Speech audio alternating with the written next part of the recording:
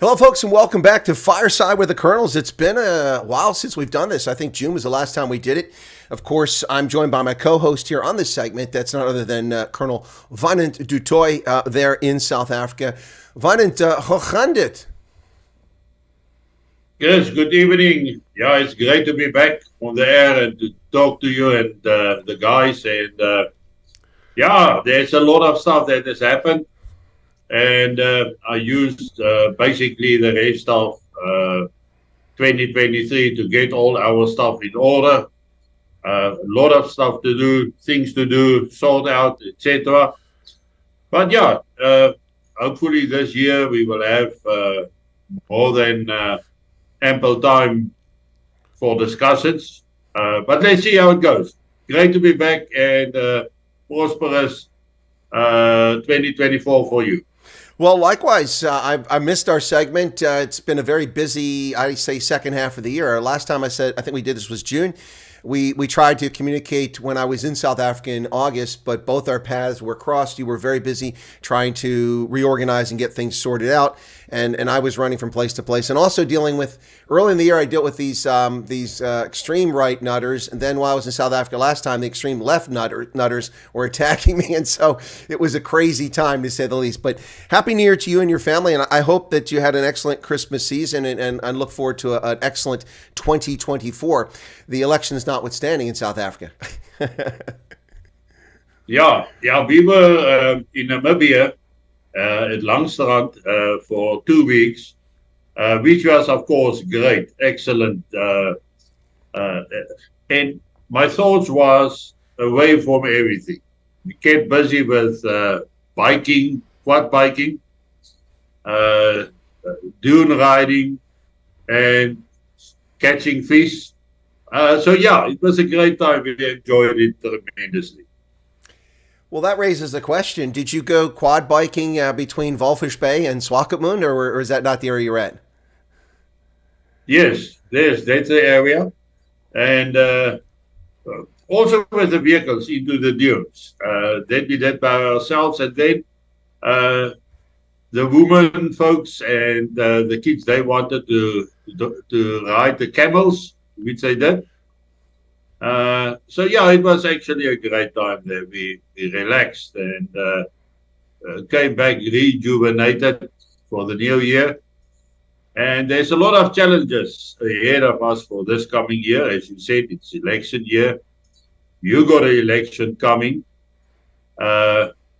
which is extremely interesting. And I follow everything that's happening that side as well, because I think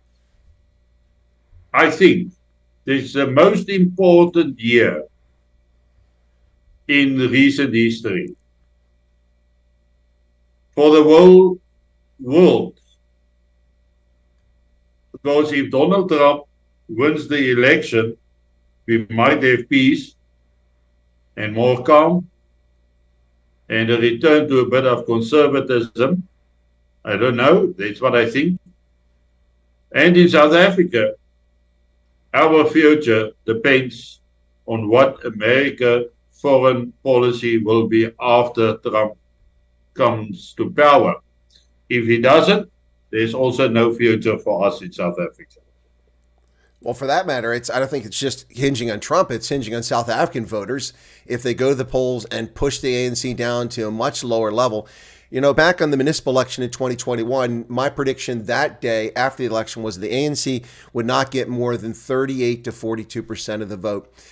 Since then, assuming that the load shedding continues and people keep seeing the ANC exposed, it may go even lower. But they cannot get 50%, and the little offspring, the evil spawn of the ANC, the AEFF, need to be kept below 15%. I'm sure that's going to happen for the EFF. I think the two of them together, ANC 35 to 38% is my thoughts on it right now, and the EFF 10 to 12%, which will prevent them from forming a government together. That leaves it up to this multi-party charter and other parties to form a coalition. But whatever the case is, a lot of people aren't talking about this, Wynand, but even if a non-ANC government rules at the end of this year or later this year, you're still going to have a bureaucracy full of patronage hires who are put in place, many of them not for their competency, but they're for loyalty to Luthuli House. And it's going to take a long time to root out those people who are incompetent, because you can't just walk in and fire everybody. They're in government positions. And there will be people who actively undermine the incoming government. We saw the same thing with the Trump administration, the Department of State, the CIA, even people in the U.S. military actively undermining the foreign policy and domestic policy of a sitting president. And I need to tell South Africans that you must be patient if a new government comes in. They cannot fix the damage the ANC has caused overnight. It's going to take some time. Any thoughts on that? Chris, yeah.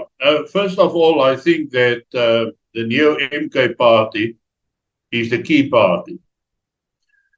MK, and a lot of people don't know the history of MK, but they think Mkhonto we Sizwe, which was the military wing of the ANC since 1961, basically.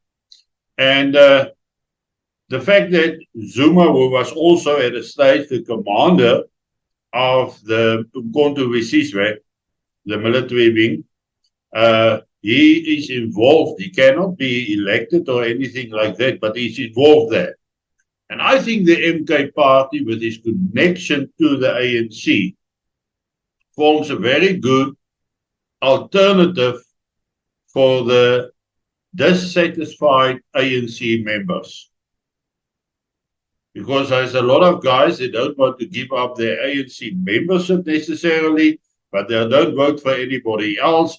And I think that the MK party was formed deliberately to be a catch net. So all the people dissatisfied with the ANC, instead of going away, is going to vote for the MK party. And then we will see a coalition between the MK party and the ANC after the election. I think that's the main reason why the MK party was formed. That's why Zuma is prominent, visible, because he must bring the Zulus to the table.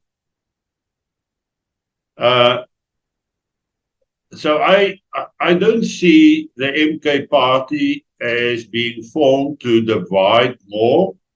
I see it as something to rescue the voters that is dissatisfied with the ANC. Well, that's an interesting perspective on it, and I think there's certainly merit to that point, Wynand, when you look at, in particular, KwaZulu-Natal, the home location of the Zulu Empire originally and the Zulu ethnic group today, although there are a lot of them in Gauteng, but their home base, so to speak, is KZN, where the ANC is in a lot of trouble. The 2021 municipal results really were disastrous for them. And the reason that the Inkatha Freedom Party gains so many municipalities control either outright through a majority coalition or a minority coalition wasn't because the IFP did better. They only gained 2% more voters over the previous municipal election, but it's because the ANC imploded. People just didn't vote for them. They didn't go to the polls. So the argument you're making, I believe, is that those voters who were angry because of the insurrection in 2021 and the devastation in KZN and also all the other failures were angry at the ANC and just didn't go vote. Those are voters potentially ripe for this MK party to latch onto. And in principle, it's possible for them to ally with the ANC after the results come out. Is that where you're going? Exactly. That's exactly my point. People talk a lot about the coalition governments and the possibilities thereafter. We must just go and have a look at what happened in the Tshwane Metro, in Pretoria, Josie, Nelson Mandela Bay. And you see how the coalitions are failing in the sense that the moment that one person from, say, the Democratic Party is the what does you call a burgemeester, is in charge of the metro, there's a motion of non-confidence, and the next thing is there's a court case happening. They are more in the court fighting each other than governing. And that's my problem for the 2024 election. Even if all this loose lot of parties come together and they form the majority, one needs to ask what is going to follow then next, because the military and the police is not apolitical. They are all ANC supporters. And the world state, as you said earlier, they are going to undermine whatever neo-government is formed or came into power. And then we must remember that no party with a white leader will be accepted. So there's opportunity, but whether the opportunity is going to play out right, that is the question that we need to ask ourselves in South Africa. And then we must go back to what Cyril Ramaphosa said a while back. And it was a very, very telling but dangerous stance that he has taken. He said the youth must return to the radical levels of the youth of 1976. So why do we say that? If the ANC lose, and they can't make a majority, even with the assistance of the MK or whatever parties there is, and they are outrightly outvoted, they have to vacate the seats of power. The question remains, are they going to do it? Or are they going to organize the insurrection, which was a warning by Cyril Ramaphosa, go back to radicalism of 1976. So he's actually telling the people, prepare yourself for violence if we don't stay in power. That's, for me, the most worrying factor here in South Africa currently. If they lose outright, let's go and look at the rest of Africa. Where did they let go of power willingly? Nowhere. That's sorry. I thought you were, that was a for a poignant pause there, but it was an opportunity to jump in there. Yeah, nowhere. I mean, exactly. It's very rare that Ghana is one exception where a political opposition party won an election legitimately and then took over in a peaceful transition. It's happened twice back and forth with Ghana. But of course, that comes on the heels of 30 years of coups and military governments in Ghana. It wasn't exactly a robust democracy, so it's kind of a miracle. We've seen it in Liberia, but Liberia is kind of a basket case, not a good example. We nearly had a country that was considered to be stable for a long time almost have that sort of unrest in Senegal when Macky Sall didn't want to leave. So yeah, Africa is very fragile when it comes to that. And so you're adding another element to this that people should be cognizant of. First, I mentioned that if the ANC gets out of power, then you have a bureaucracy that's in place that is going to be hostile, likely to a coalition government that replaces it, and either go slow or don't do anything or be as incompetent as they were to begin with, or actively sabotage the government like they did to Trump.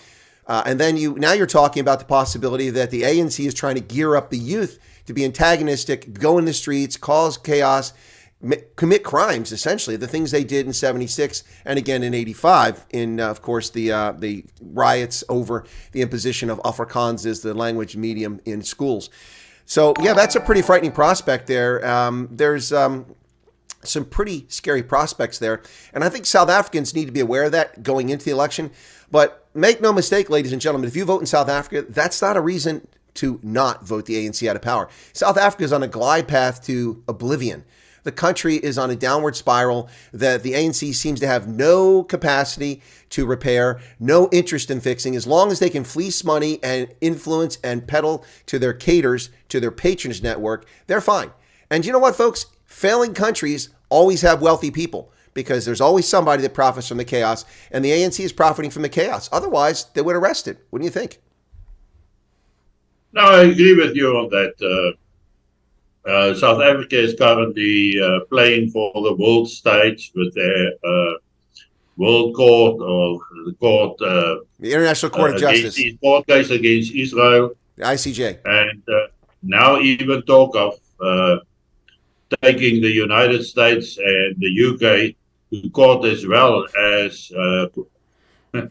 Yeah, I see you laughing, but there's conspirators or whatever. Well, I only interrupted for just a second. Did you see? So they also had their conference with Cuba, and they're demanding the United States end its occupation of Guantanamo Bay, a place to which we have a mutual lease with the Cuban government. The communists that overthrew the Batista government in 1959 don't agree, but they made that agreement ahead of time, and both parties must agree to end it. We refuse to end it, and we're not going to end it because it's strategic and it benefits the global commerce and it benefits U.S. national security. But the ANC trying to interfere with U.S. national security policy, that's not going to go well for them, Wynand. Exactly, and we must remember that Victoria Nuland did flew into South Africa, and there was accusations that South Africa is supporting Russia with weapons and stuff. And interestingly, just after Victoria Nuland's visit, Cyril Ramaphosa flew over to Europe and he had a meeting with Ukraine. He had to go into Ukraine. And the other day I saw some video footage of captured vehicles or captured equipment by the Russians. And there's a couple of South African Mambas standing. So the ANC government, in fact, because very shortly after that incident when Cyril flew over to Ukraine, there was a lot of photographs and stuff published of a couple of Mamba armored vehicles that is being repaired, repainted, and loaded onto trucks and taken somewhere. So now they pop up in Ukraine. And that was only sort of a sideshow to show America, listen, we are actually on your side as well. We are neutral. But now in the Hamas-Israel conflict, they've taken a definite stance against the United States and Britain. And that can have hazardous results in South Africa. That can, in the end, lead to a color revolution in South Africa if the government is not changed in the election. So if the ANC, with the assistance of MK Party, maybe the party of Ace Magashule as well, a couple of them remain in power, we can find ourselves in dire straits with unrest, mass protests, and the same stuff that happened in KwaZulu-Natal. But from a different angle, to change the government. So we are in a position in South Africa currently, Chris, where there's danger on all sides. No doubt. And a lot of it's self-inflicted. I mean, why is the ANC intentionally being antagonistic towards one of their best friends ever? I mean, Joe Biden, Mr., I went to Robben Island in Soweto. Joe Biden, Robben Island, folks who don't know geography of South Africa, is not located in the southwest townships of Johannesburg, which are inland in the High Veld, thousands of kilometers from the ocean. Robben Island is an island off the coast of Cape Town where Nelson Mandela was imprisoned for a number of years. But Joe Biden should be one of their closest friends. He's a leftist. He should be, but they're doing everything they can to intentionally antagonize the United States, from their refusal to condemn Russia's invasion, from their purported neutral stance, yet their complete ignorance. They're complaining about human rights abuses in Israel, but they say nothing about the Rohingya and others in Myanmar where the military overthrew the government. They say nothing about the Uyghurs who are being exterminated by the Chinese Communist Party. It's unbelievable, their behavior, the ANC. Chris, they say nothing about the 27,000 people that is murdered in South Africa every year. Well, there's more people murdered in South Africa than died in Gaza. That's a very fair point. 82 murders per day in South Africa. That they're completely silent on that, and they keep an inept police commissioner in place. presumably to allow that to continue. Their justice system doesn't prosecute criminals. The forensic evidence is pathetic. The DNA evidence is backed up 250,000 cases or more. The police have lost control of tens of thousands of firearms that they can't account for. It's just a total disaster. It's, as we say in the military, a Charlie Foxtrot, and I'm sure you know what that stands for, a cluster something, a Charlie Foxtrot. But but they're intentionally antagonizing the U.S. We've got that with Russia. Then we've got this nonsense with the Lady R, and with Ambassador Brigitte coming out. And listen, if the ANC had nothing untoward going on, why did the ships not land at Durban, which is a major port, or at the Cape Town port? But no, they went to the Simonstown Naval Base. That's where they landed at. Well, presumably maybe it's military cargo. That's fine. But why was it done in the dark of night? I mean, why weren't those containers offloaded during the day? People still took pictures and video at night. Why were high-end luxury cars showing up there that have been identified with the state security services? They've identified those plates as being registered with at least one of them with them. And why did the government ignore it and simply say, hey, and then finally they come out and say there was all on those ships, when in reality, all they had to do, if there was nothing going on, is say, listen, the ship came to Simonstown because it was an order that we had placed before COVID, before these restrictions that the U.S. and the EU placed on Russian defense contractors. We received the delivery. It was the following items for our special forces in Bloemfontein. That's what it is. And yes, a container went back on the ship. That was simply the empty cartons. And, any ship that comes in port needs rations and fuel and medicine. But they didn't do that. So if that were the case, that's what I would have done publicly. There's no state secrets exposed there. That would just be the truth, if that's the truth. So it leads one to believe that wasn't the truth, that they were trading weapons and or something else with the Russians. Their behavior is intentionally antagonistic. But Chris, the only weapons that South Africa can trade for them is the stolen police sidearms. And some spears and knobkerries. But some knob carries. Well, there you go. We'll see Russian troops out there with knob carries. Yeah, exactly. But I think something was loaded on the Lady R. But that was a Gripen fighter taken apart into pieces because there's possibilities that the war extends. And apparently, according to rumor, the Russians have never insight into a Gripen. And that the Gripen was shipped out as well to Russia so that they can analyze it. Now, I've never considered... Hello, there's your coffee. There's a condensed milk. Thank you, yeah. It's now that's an interesting possibility because with Joe Biden's proxy war in the Ukraine, both Finland, we got a verb named after Finland's neutrality called Finlandization, famous after the Winter War of 1939, the continuation war in the Second World War. Finland was neutralized, and Finlandization was, the ultimate in neutrality. But now Finland has joined NATO. Sweden is on the verge of entering NATO, and Sweden, of course, has been supplying tanks to Ukraine. And, of course, that is the home birthplace of the Saab Gripen fighter. So that would make sense. I hadn't heard anyone make that supposition, but that is an interesting possibility. Well, I've heard it for the truth. Some inside information, but maybe we shouldn't talk too much about it. Might end up in trouble. But I think it's good for our show to throw it in because it makes sense. It makes sense. So that they can analyze it properly, see what its capabilities is, what systems does it have on board, etc., etc.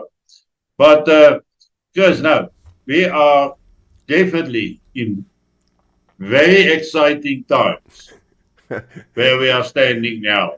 Yeah, that's an understatement. And you thought when you went to Cabinda on a special ops mission, times were exciting. But man, it's as crazy now as it was then, isn't it?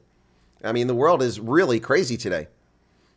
The world is crazy. I watched a video this afternoon about all the Palestine protests throughout the world, in the US, France, Britain, Germany. You can't believe it.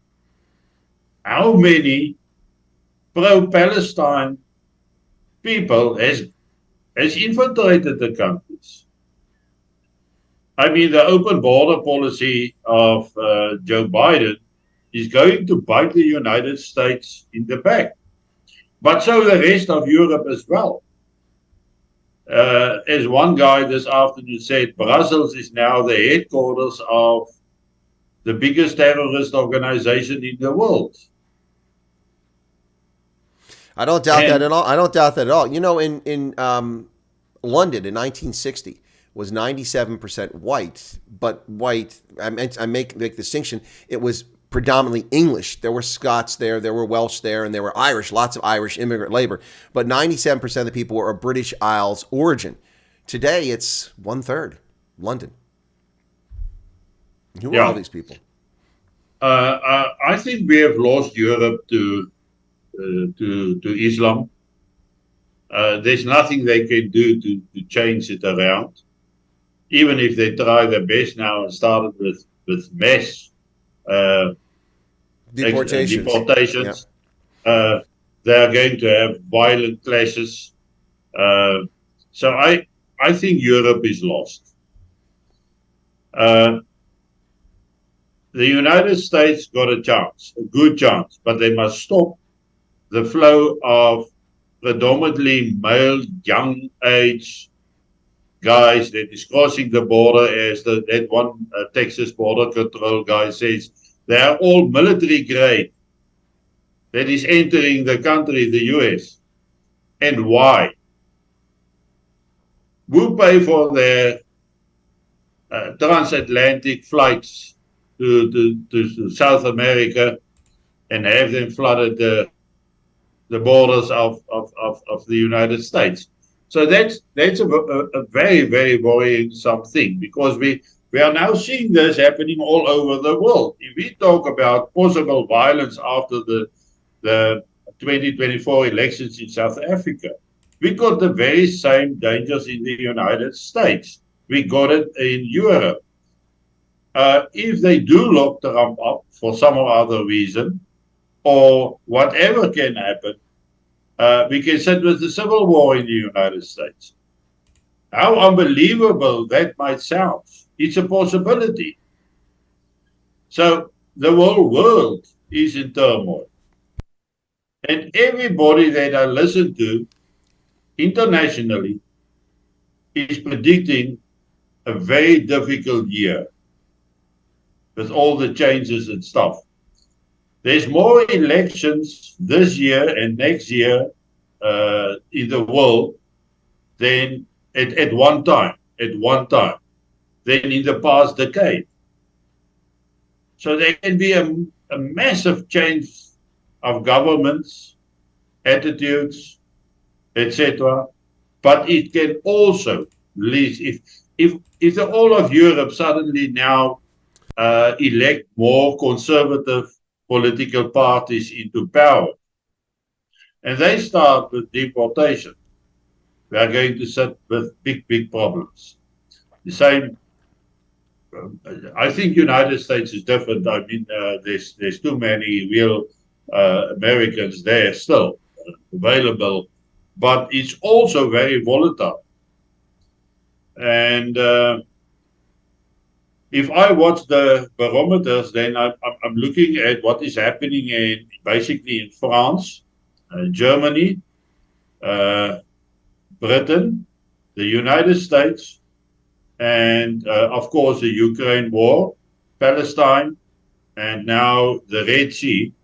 And I think that will determine also our future in South Africa. Well, it's interesting you mentioned that, because you started to run through some of the conflicts. Let me just detail them very quickly for folks. These are conflicts ongoing right now. Myanmar's military overthrew the democratically elected but thoroughly corrupt government of Aung San Suu Kyi back 9 days after Biden took office. And they've been running a war, which the rebels now have formed groups, and they've pushed the government back. And the government's in jeopardy here, the military government. But we've got a war in Myanmar. We've got China rattling sabers over Taiwan, firing live ammunition in an exercise in the direction of the land of Taiwan. We've got that going on. We've also got Iran now firing missiles into Pakistan, Iran firing missiles into Iraq and Syria, Iran funneling weapons to the Houthis are attacking global shipping in the most important shipping lane on the planet, the Suez Canal, going through the Red Sea, the Bab al-Shabaab there, down there in the south. That's all going on. We've got Ukraine going on. We've got Hamas launching a war against Israel. It just doesn't end. And we haven't even talked about some of the nonsense that's still taking place in the northern reaches of Mozambique and Cabo Delgado province. We haven't talked about Tigray, where the government continues to oppress and starve Tigrayans to death. We haven't talked about the wars going on in Burkina Faso, Mali, in Niger. Sudan. This is crazy. And Sudan, yeah, that's right. That's a huge war going on. I mean, it's crazy. I've reported on so many of these wars, it's almost you start to forget how many there are. It's just crazy. The world is really on fire right now. Yeah, I've never seen anything like this in my lifetime. And you've always heard of some skirmishes going on somewhere, but never before on the scale where we are now.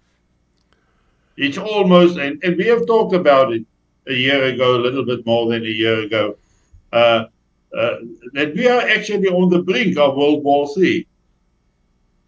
We are definitely on the brink of this thing spiraling out of control. I mean, we're talking about a nuclear-armed Russia. We're talking about a nuclear-armed China, a nuclear-armed Pakistan, on the verge of being nuclear-armed Iran. And, of course, Israel has nuclear weapons, but they're not going to use them in their neighborhood. This is insane, absolutely insane. And what is Joe Biden doing? Enjoying his chocolate chip ice cream and busy telling us that we have the wrong pronouns and trying to ensure that people can murder children in the womb and tell us that democracy is under threat. It is under threat by his regime, not by the out of office Trumpster. It's crazy, absolutely crazy what's going on here. Hey, folks, you're listening to Fireside with the Colonels, Wynand and Toit from South Africa, and Chris Wyatt here in Pennsylvania from the USA. This is our now episodic program. We haven't done it in about 6 months. We set up fortnightly, but both of us have pretty busy schedules. So here we are with our inaugural broadcast for 2024. And unfortunately, we don't have a lot of good news to bring you. It's looking pretty grim in a lot of places around the world. But you all can be the agents of change by changing your governments legitimately. Don't get behind the barrel of a gun yet, but change your governments legitimately and hoping for a better outcome here. But honestly, Wynand, look, I'm not a pessimist, but I'll tell you what, when I look around, I see flames everywhere. Yeah, it's true. It's absolutely true. And of all the people that I'm watching or following on YouTube, other channels, Telegram, etc., everybody, without exception, talked about 2024 as the watershed year. Things are changing.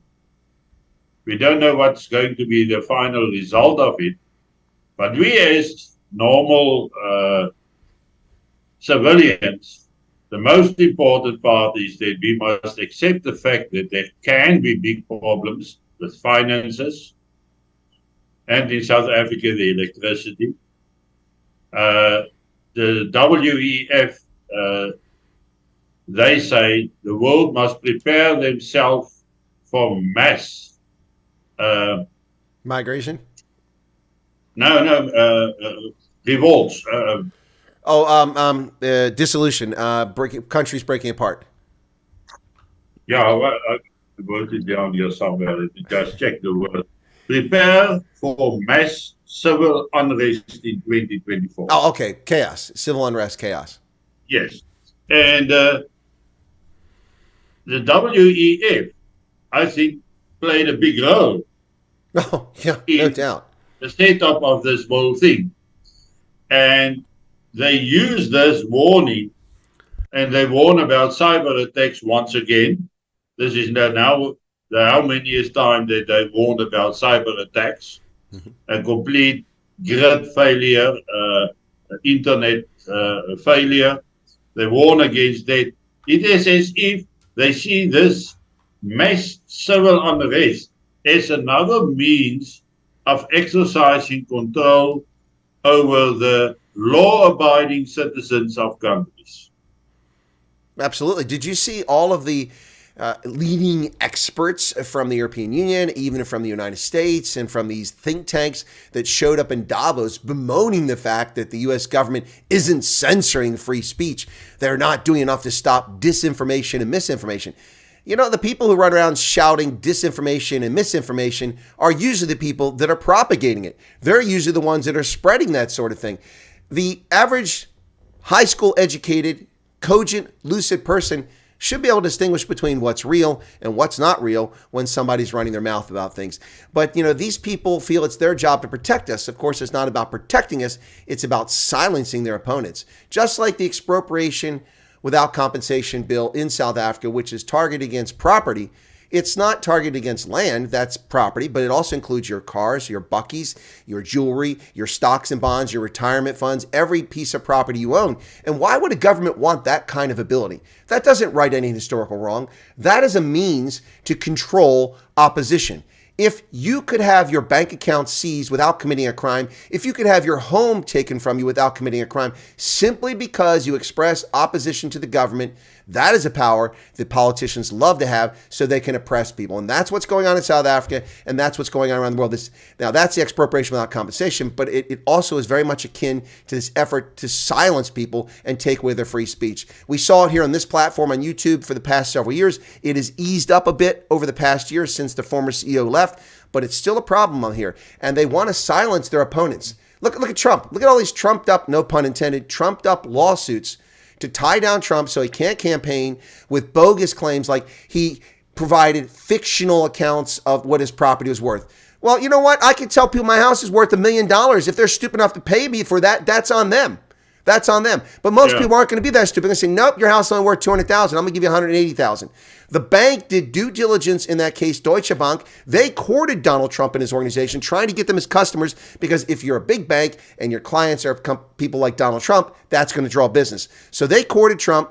Trump gave them a value. They said, no, a little high, let's come in the middle. They agreed to a value. They did their due diligence. The loans were made. The payments were made. No one lost money. Yet Donald Trump is in court facing a $370 million judgment against him for committing fraud. This is insane. This is what they do when they have political power. They silence speech. They misuse the courts to abuse those who are innocent, and they start wars. There's the bottom line.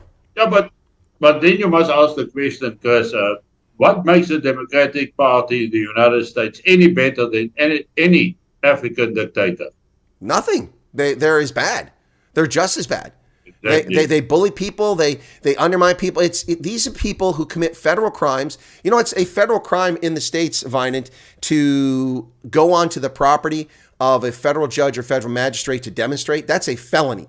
Yet and the same thing applies to members of Congress, you can't do that. Yet when the Supreme Court decision over Dobbs, which was the abortion case last year, was taking place, these radical leftists were standing in the lawns, private property, and on the streets, which they can't do either, in front of members of the Supreme Court, threatening them. That's intimidation. They all should be in jail for 5-year felony conviction, but they're allowed to do it. When Brett Kavanaugh hearings were taking place, they broke into the Supreme Court, sat down in the rotunda, and screamed, "We shall overcome," and all this stupid stuff, and disrupted a federal official proceeding. Yet they didn't go to jail and be locked up for 3 years without a charge, over like the people on January 6th.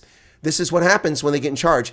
And this may be the most consequential year, 2024, but it's a consequence of what happened in 2020. That's the bottom line. Yeah. But January 6th, I think it is clear now that was a setup. Those latest news about the pipe bombs, which was actually practice bombs, of the Secret Service that was left in place, or the FBI. I watched those discussions the other day with Dan Bongino. Is that right? Dan Bongino? Bongino, yeah. And that's very interesting. So you stick it up in your mind and you remember it, and but still, it's just carrying on. Those people that was taken to court for January 6th, they are still in jail. Well, there are several people still in jail who've never been charged with a crime. And the problem with that, of course, Wynand, is that this document right here in this book, the Constitution requires habeas corpus. It requires a speedy trial of your peers. You cannot be held in detention without a criminal charge for 3 years. It's illegal. And they're getting away with it. And there are no human rights organizations shouting from the rooftops, where is Amnesty International? Where are the Human Rights Watch? Where is the United Nations Human Rights Commission? These are all fraudulent organizations that are simply there to oppress rights and promote terrorists and evil people around the world. Otherwise, they would not be silent on the January 6th situation. But I listened to a video this afternoon coming from Namibia, where the guys say that they consider the Constitution as a piece of paper. It's worth nothing because you can burn that paper, you can throw it away, you can do what it will, but in the end, it is what the people want. And this is now about, in Namibia, about land.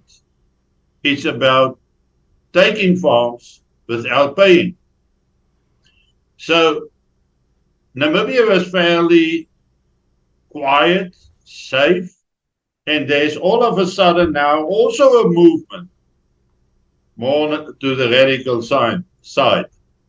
But I haven't studied the video in detail. I've received it this afternoon, and I have a very quick look through it. So yeah. Well, this has the Constitution, you have it there, that black book of yours. They are throwing it out of the window in the courts. Yeah, they are. Now exactly the same as the rest of Africa. No, look, I am very familiar with the land issue in Namibia, and I've covered it in the past, even when I was working in the intelligence community. And there have been a number of cases of expropriation with compensation in Namibia. And in virtually every case, the land was turned over to people who did nothing with it. They allowed it to fall into disrepair, even worse than the situation in South Africa where land has been returned. And there are several farms that were once productive. In fact, there's been a few Namibian landowners who turned land over to Herero and to other Nama and other groups there of their own farm, gave up part of it voluntarily to them, transferred it, and those farms are now in total neglect while the place still run by ethnic German Namibians is productive and fertile. It just shows you, and look, that's not a statement for any of the little hate wankers and leftists that want to start complying. Oh, you're saying something against black people. No, I'm not. What I'm saying is that you don't steal land and abrogate property rights to right a historical wrong over something that happened ages ago. What you do is you buy legally land available. By the way, there are thousands of hectares of farmland available right now in South Africa. They're for sale. Anybody can buy it. You just have to have the money. And you can buy it and anyone can own it. And you don't turn people who aren't commercial farmers into commercial farmers. At best, they can become subsistence farmers. But if anyone's ever farmed, and I've been a farmer, you've been a farmer, it is not an easy living. It is not a vocation. It's a livelihood and a lifestyle and a life. You know, I didn't want to get up every morning at 4 o'clock to go milk the cows at 5 a.m. and then change and go to school. I didn't like doing that, but I did it because they were there. That's what you do. Most people don't want anything to do with that. And when land is given to someone or handed over without advice and training, assistance, resources, and the proper understanding of what's supposed to be done and how it's successful, it's going to fail. And even with all that stuff in place, people still fail because of the nature of human beings. The lands issue in Namibia is a serious one that's been quiet for the past several years, but it's beginning to bubble back to the surface now. Yes. But because it also, my thoughts is now wandering towards Palestine, or not Palestine, let's say Gaza. There was a lot of Israeli farmers living in Gaza, and they had productive farms. They did export food stuff and things, and then I think it was in the time of Bush, I'm not certain. It was 2005, 2006 timeframe during Bush, yep. They removed those farmers by force, the Israelis from the Gaza, to give it to the Palestinians. Mm-hmm. Within 3 months, there was nothing left of their farms. They dug up the water pipes to build rocket launchers. And apart from the rocket launchers now, that's what is happening with farms that is being handed over to people who haven't paid for it, who haven't worked for it, They take what they can sell, make money out of it, and then desert the farm. That's what's happening in South Africa. Yeah, in fact, in the chat here, Julie just said that her family, 4 farms were lost to land claims, but nothing has ever been done on the most productive farms. They're just sitting there lying fallow. We saw it in Zimbabwe, especially in the southeastern part of the country, which is not particularly well watered. It's irrigation was employed by Zimbabwean commercial farmers to make the land productive, and the soil isn't the best, but they made it very productive, and it's all just gone to crap. It's all completely a waste. What an absolute shame. And of course, the whole nonsense in Zimbabwe, without getting too deep into that story, is when they stole farms from people who had, by the way, 38% of the commercial farmers who were in Zimbabwe when they started seizing farms had moved to Zimbabwe after Mugabe became prime minister in 1980. They migrated there. They purchased land with the approval of the government of ZANU and then ZANU-PF when it was merged with ZAPU. And this is the great lie that's not told about Zimbabwe. And 42% of all commercial farmland, I'm sorry, I got it backwards, 42% of the farmers and 38% of the farmland have been available, have been purchased since 2000 or since 1980. So it wasn't the land of the kith and kin settler columns that stole it from the Shona. No, it was people who migrated there with your approval and bought the land and made it productive. And that's the lie that's never talked about here. It's unbelievable. And the same thing in South Africa. Only 12% or 13% of the land in South Africa is arable, which means for crops, for commercial crops. So most of the country doesn't receive sufficient rainfall and or have the proper soil to grow things like wheat and maize and things like that. But nonetheless, South Africa is one of the most productive agricultural countries in the world. Notwithstanding the fact that in 1994, there were 68,000 commercial farmers in South Africa. And today, there's something like 26,000. Some of that's because of amalgamation and bigger farms now, but most of that is because people died and no one's come to replace them, or they've been murdered and chased off the farms, or the few farms that the ANC's actually bothered to acquire have gone fallow. And it's scary. South Africa no longer feeds itself. It imports a lot of its foodstuffs, which the public ignores. Pretty frightening. South Africa can produce all the food it needs, but it's no longer doing that. Yeah, no, that is true. As long as there's food in Spar and Checkers and Pick and Pay, it's all good. And right, I mean, I know you're making light, I think, of an ANC member of parliament who said, why do we need these farmers? I mean, I get my food from Checkers. Where do you think it comes from? The sky? Yeah, unbelievable. So, hey, let's shift gears for just a second here and talk about things. You and I haven't talked for a while. Are we able to talk about the Civil Defense Organization? Is that something still in the works, or can we tell people about it? Because I know a lot of people are curious. Yeah, no, because what happened is, you know the story. You was here with me in Uppington. The Sideland Defense was a separate leg of the Sidelanders. And then in April, a couple of things happened. But I did not see it coming. Actually, on the 31st of March, I did not agree with Gustav Miller on money that was supposed to come into the country. And I said, well, we can't accept it. And on the other hand, why would they want to give it to us? And 2 weeks later, he said, well, he received this message from heaven that we must split his organization into two. And, well, I was actually being shocked. I haven't seen it coming. But I'm sitting with 3,000 people. It belongs to the organization, to my part of it. I can't just walk away. I got a responsibility towards them. The problem is there was one administrative body, and all the monies, membership fees, etc., went through that. And I was not a signatory, and I was never on the part, because I always said, you guys handle the finances, let me do the work. Because I want to be practical about the challenges that lies ahead and what is the solution on the end of the day to a probable thing that might happen.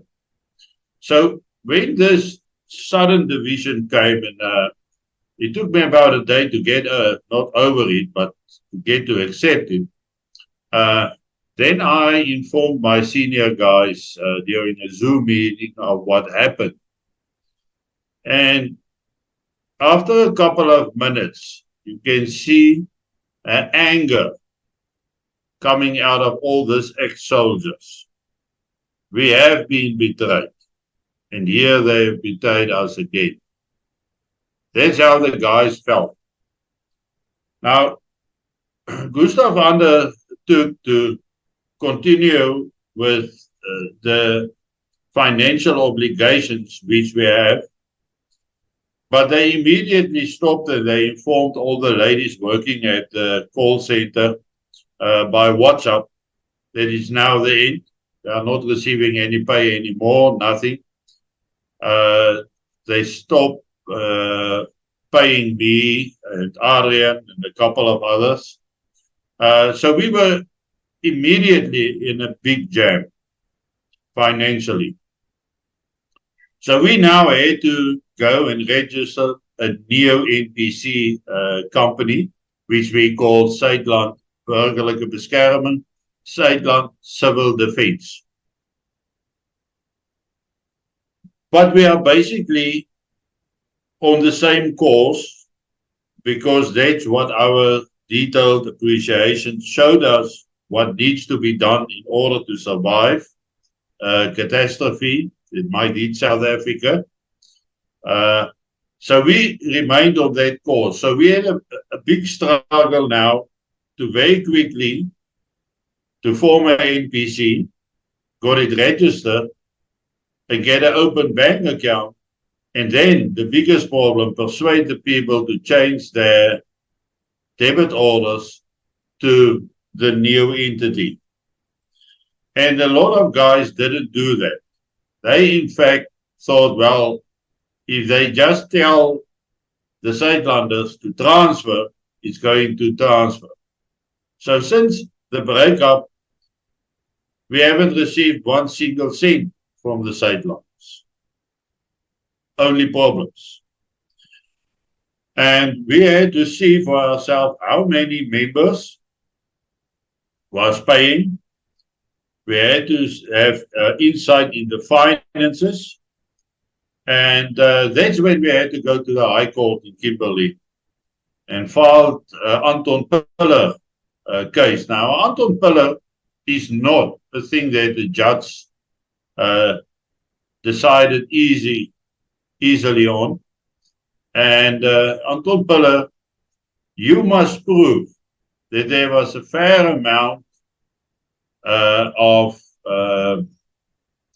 corruption, misappropriation of funds, etc. We must prove that to get the Anton Piller. And in the Northern Cape High Court, we were about the fourth person or organization ever to successfully apply for our Anton Piller. And the judge that decides on must be absolutely certain that there was misappropriation of funds, there was self-enrichment, etc. Fortunately for us, we had still some bank statements from somewhere at a time when Adrian was doing the books back in 2019 and 2020, actually from 2016 and 17, 18. And when we started studying those documents, we find all the irregularities in that. And the judge granted the Anton Piller. So actually, he already suspected that there has been corruption, there has been misappropriation of funds, etc. Well, then we had to go with lawyers and what does you call the guy from the court that is sent to take stuff? What's it called? Not the In the Afrikaans, bailiff. it's the balji. The bailiff. The balji. A guy who is sent by the court to take back your car or your house or whatever. Oh, to repossess, the repossessor. Yeah, but they call it a balji here in South Africa. Well, it's either the bailiff or sheriff of the court, one of those two. Bailiff. Like yeah, bailiff, yeah. Bailiff, quite right. And so we hit them at the same time, moment of the day at 4 or 5 different places to collect all the information. But that information then went into the courts. The bailiffs had to take care of it. They have to protect it. And because they have then came with an appeal against that, the judge didn't grant us access to the information as yet. So that follow-up thing is only happening now in the 2nd of February. But it will, because there's no way how we cannot do it for us. But in fact, we have continued to grow. We have become stronger. It took me 8 months to reorganize and reshuffle and reshape the organization so that we can focus on our main aim, and that's the survival of our people in case of anarchy, in case of violence, in case where chaos broke out after or before the election, or whatever the scenario might be. There's a lot of different scenarios. So we must have a plan for every possible scenario. But the main reason why we broke up is probably because of finances. And, we have proved in court that the membership increased by 400% since I became involved with them. Now they turn around and say, well, Wynand actually wasn't bringing anybody to the table, didn't do anything good for us, and etc. No, it's our members and all those type of stuff. So we had to prove that. And thankfully, we were able to prove that. And that's where we are standing now. There's not an opportunity for reconciliation. It won't happen. The divide is too big. The mistrust is too big. We as former soldiers, we feel that the Zuidlanders as an organization has deliberately misled us and betrayed us. Because what else can you say of it? We haven't done anything wrong. We have done what was expected from us, focused on our work. And because I did not agree with the financial arrangement, all of a sudden, we were worked out. But they had a plan. They wanted to get rid of me and Adrian, and then they thought they was going to keep the rest of the former Zuidland defense under their wing, and they wanted to take it over, which did not happen because the loyalty of former comrades in arms are much stronger than anything else. So yeah, everybody just followed us, and we are still on the same course. But yeah, it was a hectic period, Chris. It was a nice experience. Where all of a sudden the sponsorship for the officers was lost, so we have to pay the officers from our pockets. My vehicle was taken back by the sponsor, which left me without a vehicle. So a lot of small stuff. And then the radio station, the one evening on a Sunday evening, they came in and they stole the whole radio station and took all the stuff elsewhere. And I asked them, well, how tough would they win? But within 2 weeks after that, we had a new radio station up and running. And our broadcasters are there and they're broadcasting. So I had to work very hard to see that the reason why there must be a radio station is so that you have a communication mechanism. System, a mechanism that you can communicate with everybody in a time when there's no electricity in South Africa or in an anarchy situation to be able to communicate. Now, that was never a plan from the sidelines. It was an effort to get rid of us or to smother us to death with lack of finances and the lack of ability to do what we must do. But by the end of the year of last year, of 2023, I think we have reached the level where we were before the split. So now it's just going forward. In the year ahead, very soon we are having a youth congress for the youngsters, where we will work with them.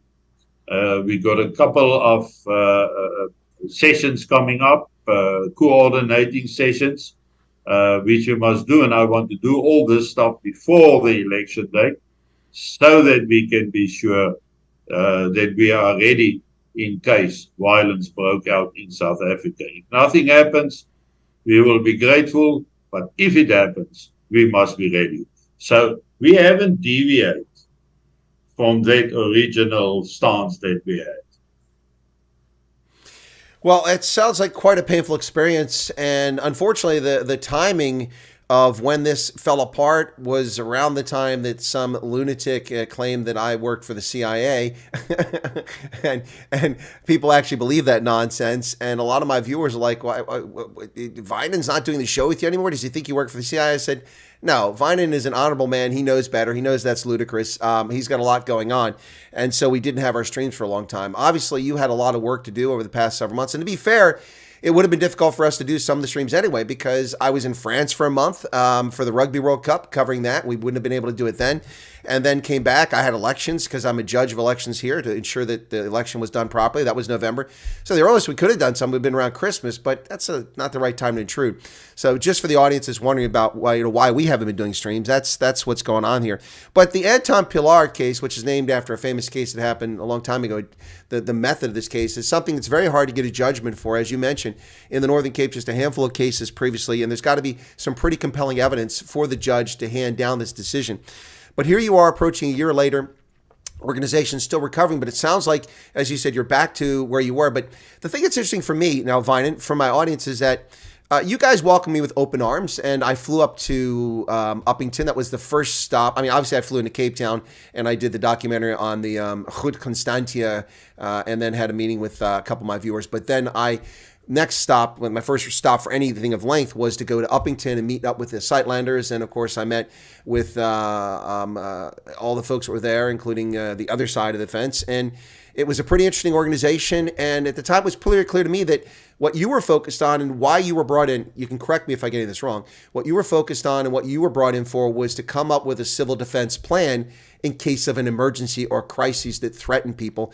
And that's what you were there for. You weren't running the organization. Obviously, based on what you said, you didn't have any control over the finances. And it sounds like some external funding source was coming in that you probably concerned would be making the organization beholden to someone, or maybe it was questionable without getting who the source was. And you didn't want the organization to be part of that. And as a consequence, they took advantage of the fact that your name and your reputation and your personal network drew in a lot of people to become members of Sightlanders. And now they've got the members and they've got money from outside, so they don't need you anymore. So this thing split, and that's kind of where we went. Is that an accurate summary? Yeah, it is exactly the truth. They didn't need me anymore. Well, there's a lot of people who relied on me. Mm-hmm.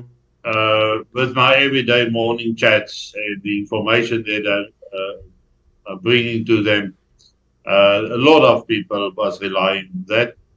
And but it was difficult, Chris. I had to all of a sudden also run admin, etc. Although I got Adrian and I got a fantastic team of ladies and men there in our offices who is assisting with our stuff. So yeah, we had the support. Unfortunately for that, I mean, the day when they sent the WhatsApps out to the ladies in the office that they are not going to receive any more money, that's the day they went into the streets and they put off balloons and stuff into the air and play loud music to encourage me. And that was tremendous. You know, the support that they was all willing to work without any form of salary, pay, or whatever. And it's during those times that you realize how big your support is. And for the organization, when I talk about me now, I'm talking about the organization and not me in person. Unfortunately, from that very first month, we was able to pay all the ladies. Yeah, of course, they are always first, and our obligations that we have to settle, we did that. But it was a traumatic experience, I must tell you, because all of a sudden you are sitting with, now who can you trust? If this happened from the person that you trusted most, who can you trust? That's a good point. That's a good point. Yeah, it's an issue now. You have to rebuild trust with your people, and you must check everybody around you and see, but isn't there somebody who is going to stuck a knife in my back? And I thought a lot of times about Donald Trump, who thought that everybody in the system will support him as president, but they was undermining him. So I became very sensitive to that issue specifically and very careful. Yeah, but I think we are past that challenge, and we can now only look forward. I will have more time available at this stage so that we can resume our fortnightly chats, because I think it's good to share ideas. There's also a lot of English-speaking South Africans that not necessarily follow my channel because it's basically Afrikaans, but which is following this channel of yours. So we get the message out eventually, we share ideas, and it's always good, you know, to look at different perspectives. One mustn't always form your own expectations. You must listen to other people. You must chat to other people. So to broaden the vision for what might or what might not happen in South Africa. Now you, as an American citizen, looks at South Africa a little bit different than I am looking at South Africa. So there's a different perspective, but a very important one. And you have to link these perceptions that exist. You must link them together, and eventually you will form a much better picture of what might or might not happen. Maar je praat Afrikaans. Now back to the English and the Afrikaans thing. You just speak Afrikaans, yeah. And I get a chance to listen to some of your broadcasts. I have to really pay attention so that I catch most of it. But listen, I mean, without sounding like a fanboy, this is the following I have to say to you, Wynand. Look, it obviously was quite a painful event and quite a thing that makes you question people, but I know where you're coming from. Over the past, I became commander of a veteran service organization here in the summertime. They voted me into it. I didn't ask to do it, but the place was in a lot of trouble and it needed an adult in charge. And so I accepted it. And I quickly found out that people are evil. I mean, people who should be behaving properly run around and spread rumor and innuendo and make false claims and allegations. And in fact, In our organization, it's kind of like the military. We have our post, and then there's a district headquarters, then a state headquarters, then the national headquarters. And I found people calling law enforcement over a fictitious incident that never occurred and calling all those levels of our organization and never informing the board of directors or me as a commander. I find out after the fact, happenstance. Yeah. And then these same people, when they get fired for incompetence later on, unrelated to their betrayal, they get fired for incompetence, run back to those people and make false allegations. You know, it's, for instance, the Veteran Service Organization, I have no access to the safes. Yet someone was claiming that I took money. I don't even have access there. I'd never stepped behind the bar. We have a canteen and there's a bar there. I've never stepped behind the bar. I don't have access to that. The organization used to have arbitrary decisions in which the commander just said, that person can't come here. That person's fired. We don't do that. We meet and the people are eligible to vote. We discuss it. If someone raised a disciplinary issue, it's aired. And thus far, in the 8 disciplinary cases we've taken since October, it's been a unanimous vote amongst all the veterans there. It's taught me a lesson that I didn't think I had to learn after spending almost 40 years in uniform. Now, you've got people who are dishonest and cheat and commit crimes in the military, but the number is so small. And it's not your daily experience. Your comrades in arms, whether you like the people, look, I work for people I didn't like, but I obeyed their lawful orders, and I was faithful to the organization and to the position, even if I didn't like a boss that I was working for. But the betrayal and the innuendo and the lies that people spread about people is just, it's gobsmacking. People are crap. They really are. A lot of people are crap. But this is what I want to say to you. Look, I have been all over South Africa, all over, and I've met people from the Sightlanders Civil Defense before it became Sightlanders Civil Defense, what it is now.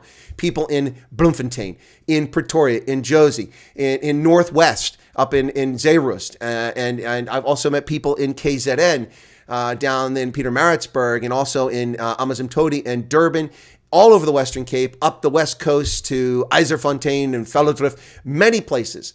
And these are all people who obviously believe in doing the right thing.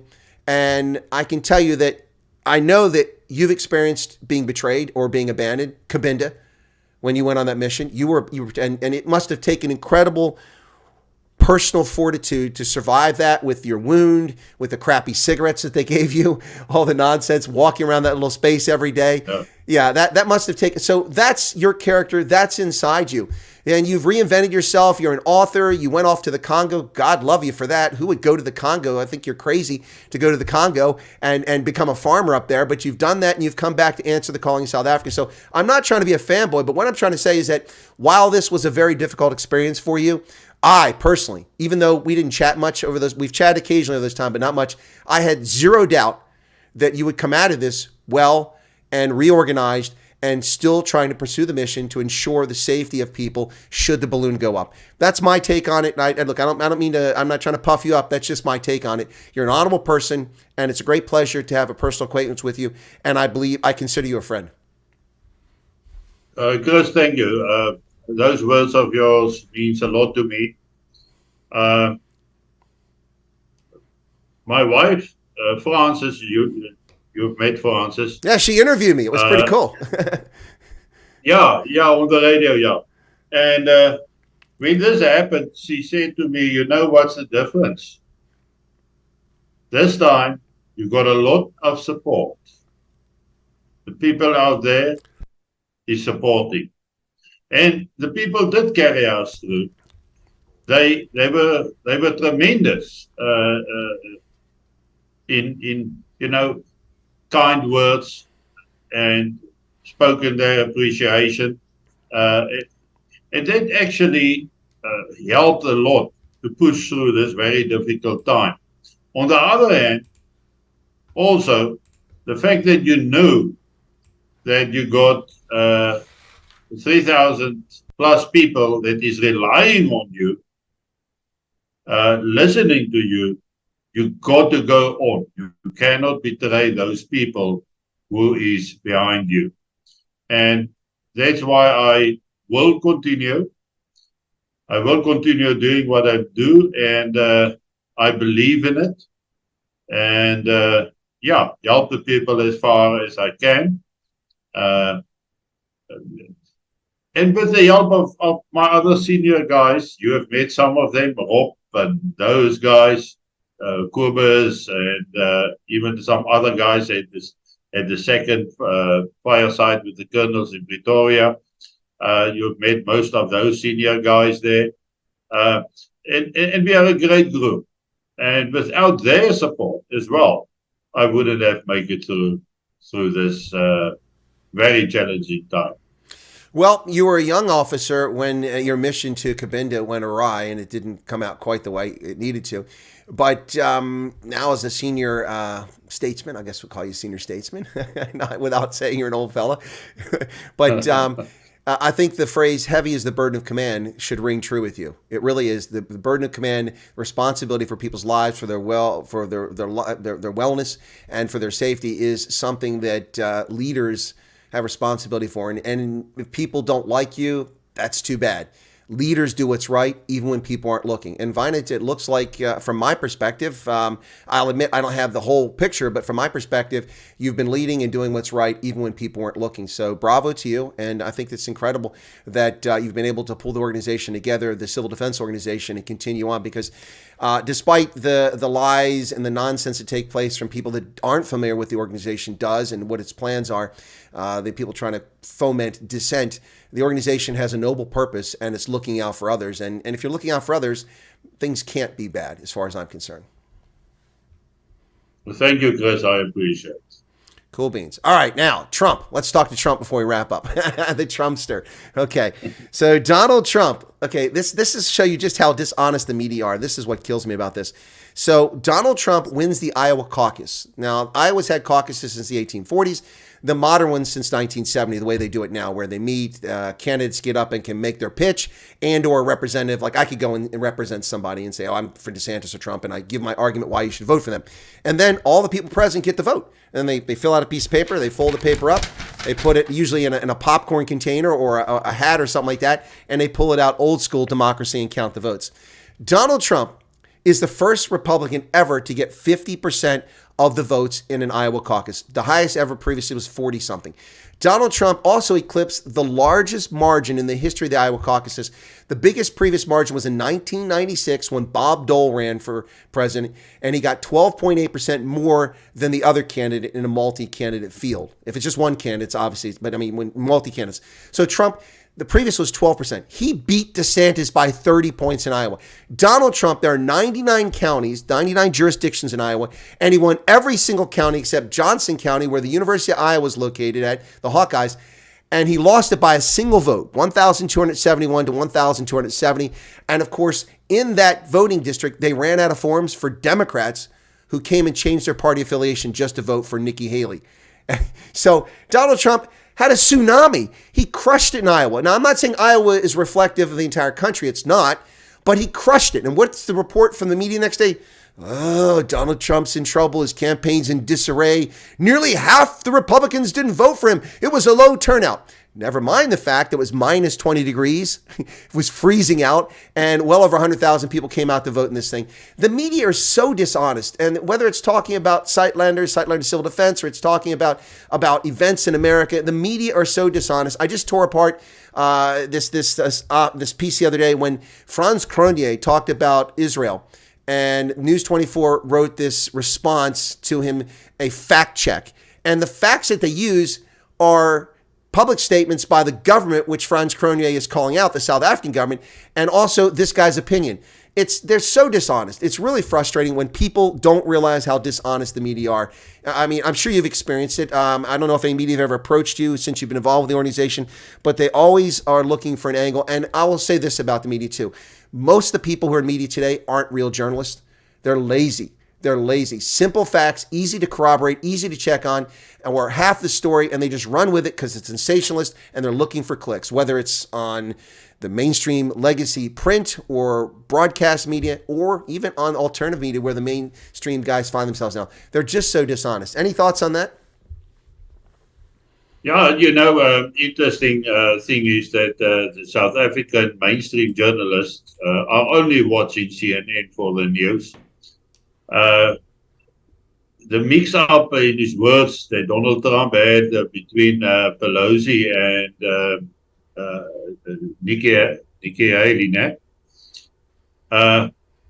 apparently made a bugger up with the two names. And yeah, today in the newspaper in South Africa, it was there that Trump's mind is not stable, and he made these mistakes, and completely different from what it should be, because anybody can make a mistake. I have made a mistake tonight, maybe on pronouncing a name or the right name or not the right name. The fact is, it is a runaway caucus win for Donald Trump.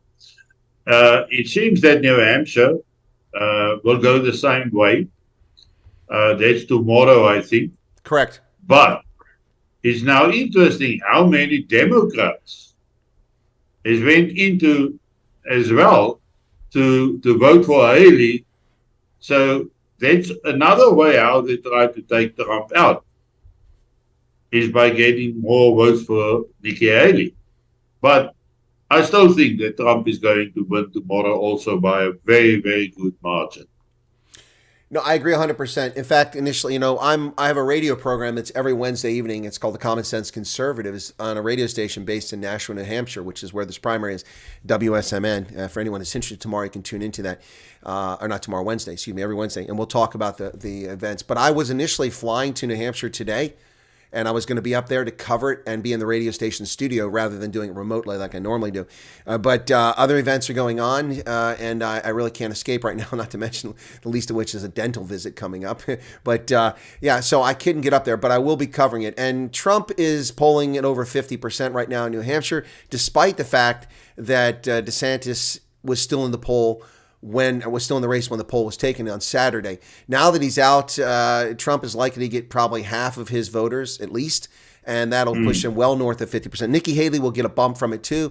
The Trump haters who are going to vote for DeSantis, the Never Trumpers, will vote for her. But you mentioned a very interesting dynamic.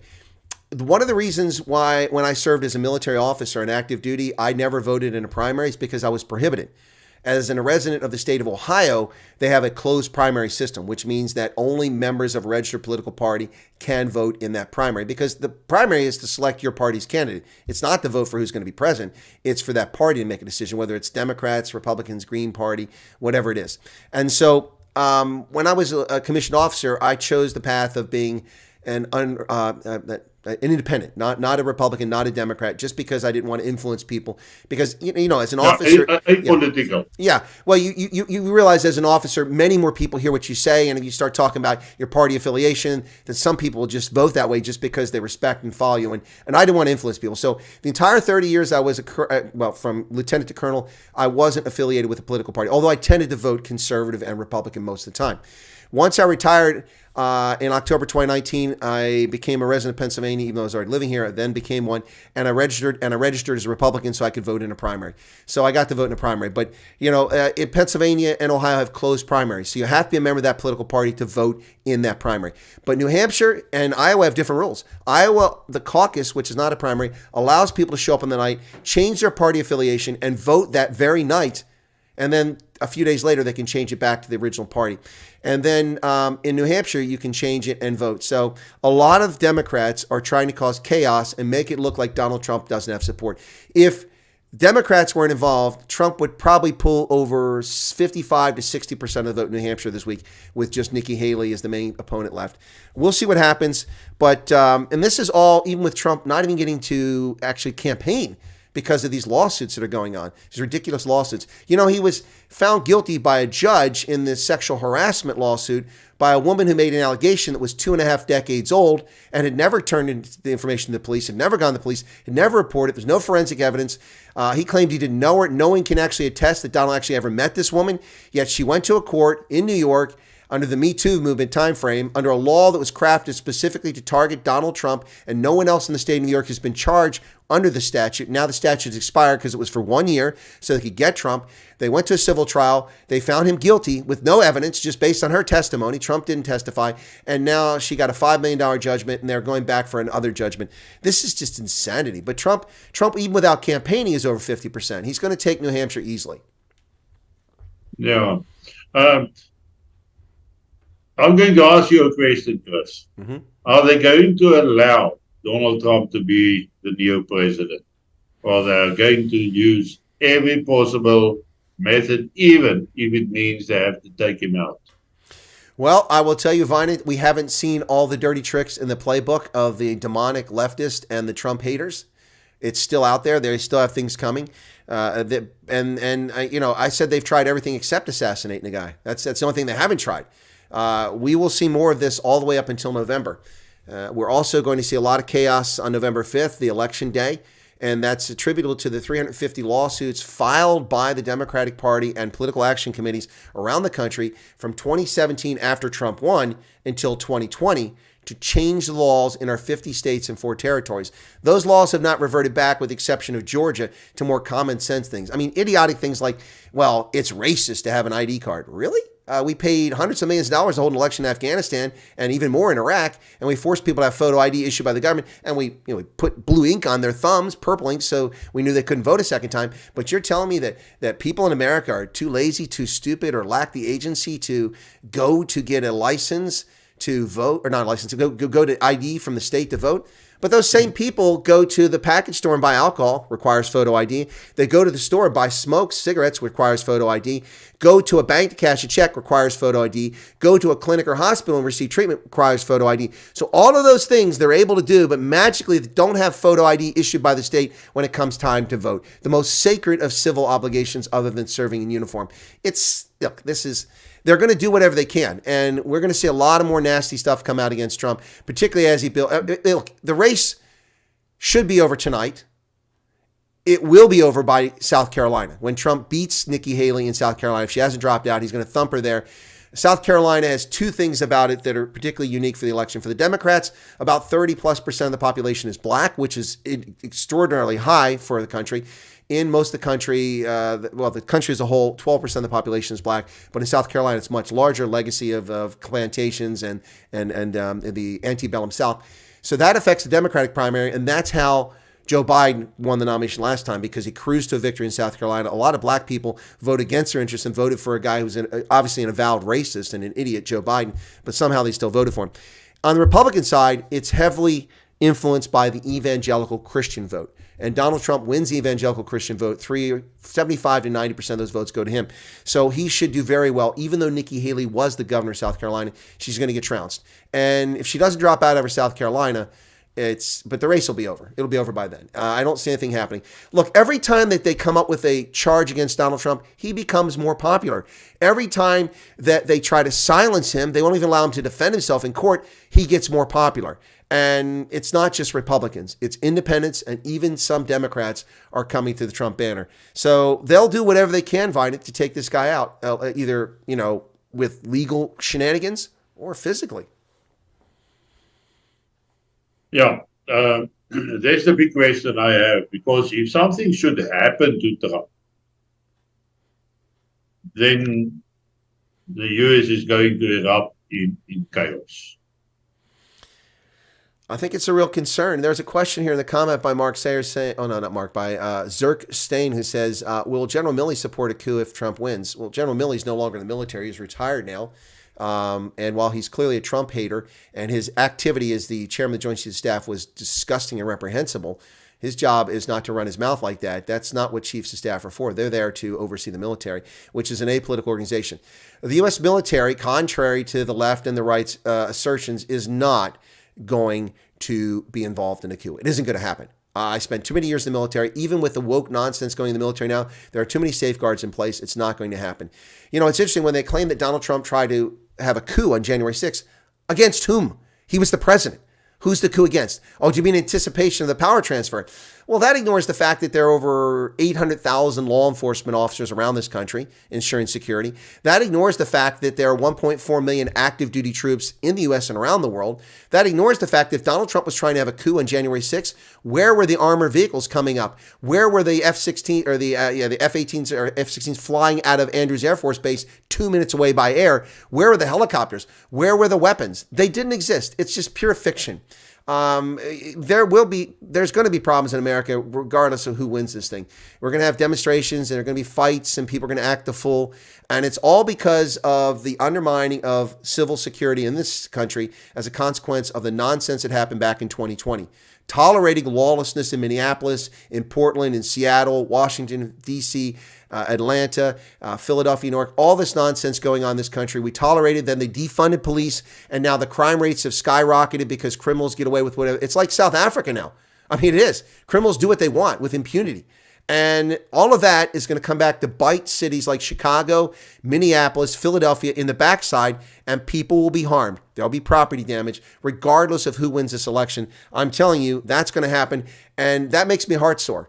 I didn't defend this country and its interests around the world and our friends, partners, and allies just so these clowns can destroy this country. So it's time for all good men to stand up and be counted in America in 2024. And I say the same thing in South Africa. It's time for all good men. By the way, for the leftists, men is a collective term for men and women. For all good men to stand up and be recognized and stand for what's right, just, and moral in the face of injustice and tyranny. That's what we're dealing with here around the world. We must stop this idiocy of leftism from continuing these multi-gender nonsense. It must be put to a stop safely, legally, and legitimately.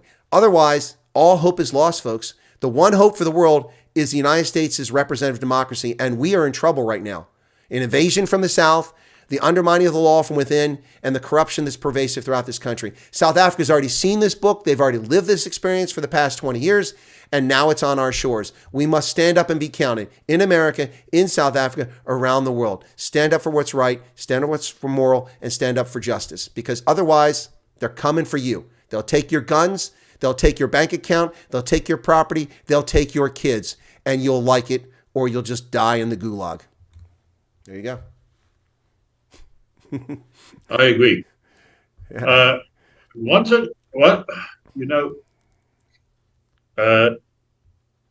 In 2016, when Trump came into power, he believed that people in the different government departments, CIA, FBI, Justice Department, is supporting the Constitution. In other words, the president. But now we know, you have learned his lesson. I foresee a massive change in the Justice Department, the FBI, even the military, top-ranking military officers, etc. I see a huge change coming if he gets into power.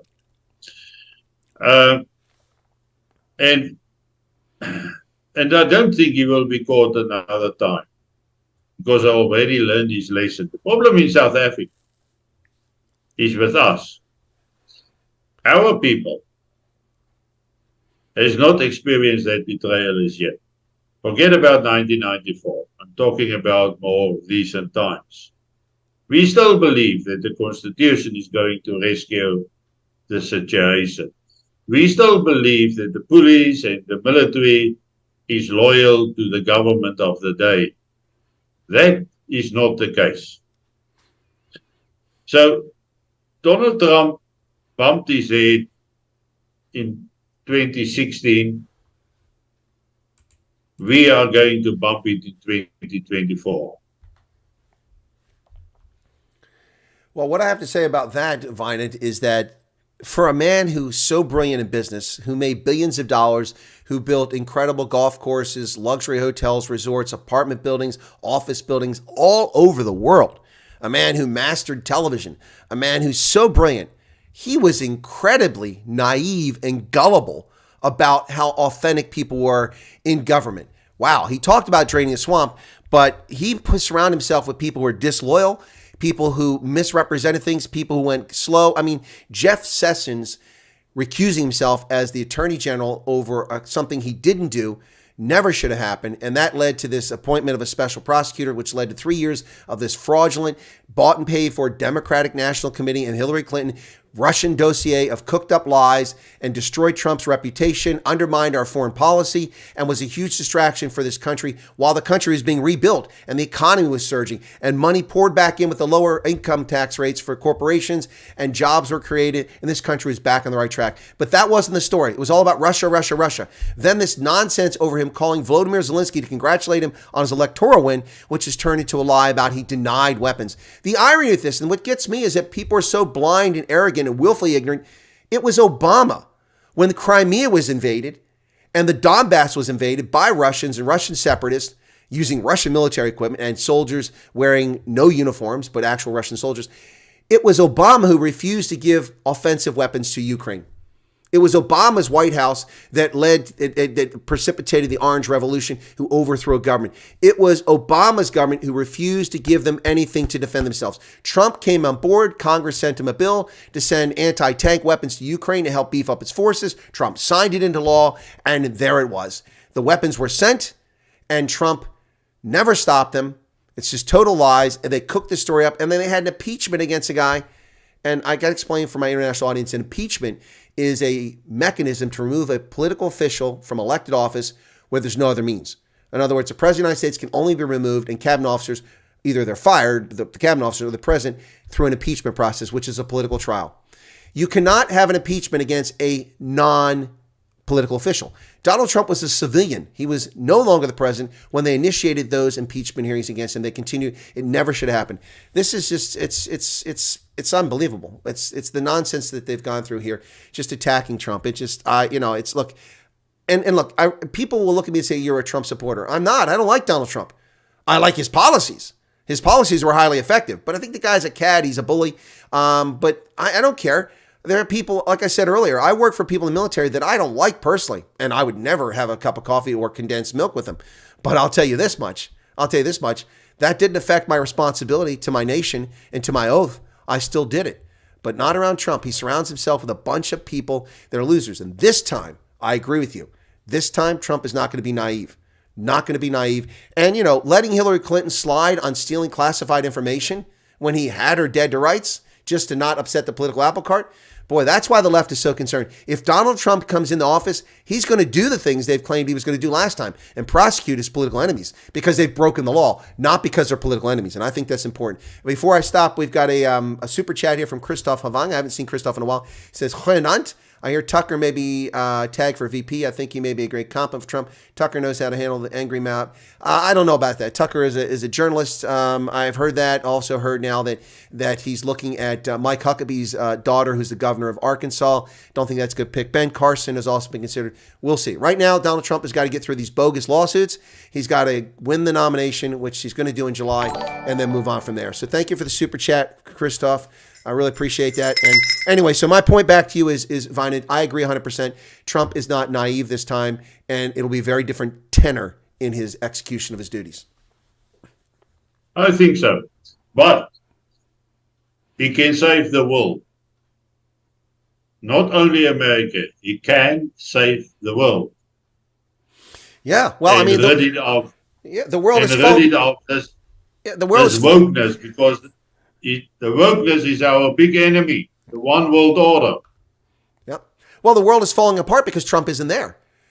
When Trump was in office, did Vladimir Putin invade or threaten any of his neighbors? No. When Bush was in office, Vladimir Putin invaded Georgia and attacked his neighbors and attacked Estonia's banking system. When Obama was in office, Vladimir Putin invaded the Crimea and annexed it and invaded the Donbass. When Trump was president, didn't invade anybody. Then when Biden becomes president, within 6 weeks, he moves 70,000 troops to the border and Biden ignores it. Only when his approval ratings plummet below 40% in December of 2021 does he start mentioning Ukraine. Then suddenly it's the issue. And it's too late by then. The Russians have made their decision. They're going to move as soon as the ground is firm, and that's what they did. And it goes on and on. And the world is in chaos because of this. Now, Julie said, I never liked Trump. Glad you changed your mind. I haven't changed my mind, Julie. I voted for him enthusiastically the second time. I held my nose the first time because he's a cat, and I hoped that he would live up to his promises, and he did.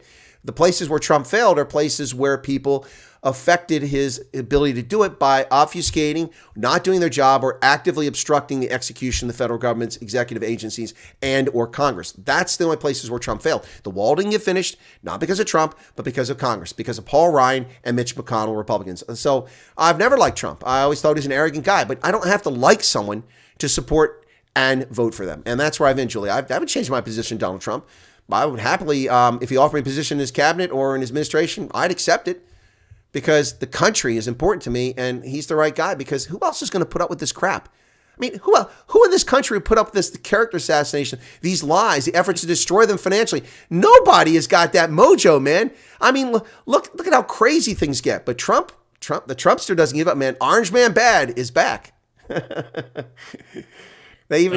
you say is so true, Chris. You don't have to like somebody to support somebody. You must support the person whose policy is to your liking, which thinks more or less the same as you think about how the country should be run or how it should be going. And personal feelings should not influence your choice for whom you are voting. I agree 100%. You know, leaders do what's right. They don't rally to flags simply because they adore someone. You can adore someone or you can detest someone, but if they're the right person at the right time for the right job, then you suck it up, buttercup, and you get to their standard and you support them. If you're the person that's the right person at that time, then you step up as a man or woman and you accept the responsibility to move forward. That's the bottom line here. And like you've done with the Sightlander Civil Defense, you stepped up and reorganized and carried it forward. That's what we're talking about here, leadership. And so there you go. We probably need to wrap up here soon, don't we? Yeah, I see it's already hour and 45 minutes. It just went by like that. I have to go. yeah, always that. But yeah, I also need to run. Not that I got another appointment, but I haven't been to the bathroom recently. So. Don't start. One of our chatters will start making old fella jokes, about having to go to the bathroom all the time or something like that. Anyway, but seriously, listen, Wynand, it's great to reconnect with you on this broadcast. This is one of my favorite, if not my favorite segment. I really enjoy it.